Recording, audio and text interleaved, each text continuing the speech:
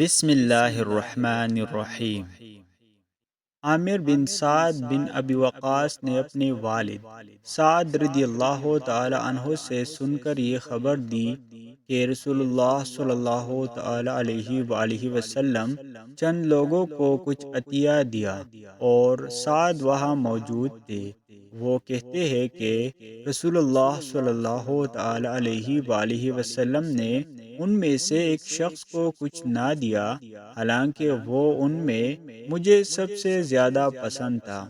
میں نے کہا، یا رسول اللہ صلی اللہ تعالی علیہ وآلہ وسلم، آپ نے فلاں کو کچھ نہ دیا، حالانکہ میں اسے مومن گمان کرتا ہوں۔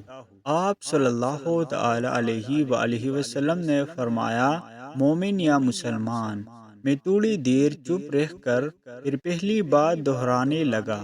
نبی کریم صلی اللہ تعالی علیہ وآلہ وسلم نے بھی دوبارہ وہی جواب دیا۔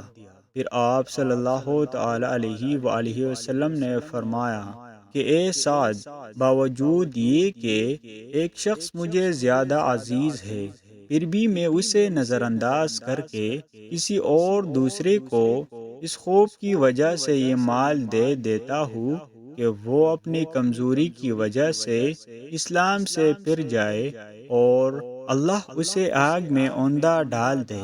اس حدیث کو یونس، صالح، معمر اور زہری کے بھتیجے عبداللہ نے زہری سے روایت کیا۔ صحیح بخاری، حدیث نمبر 27۔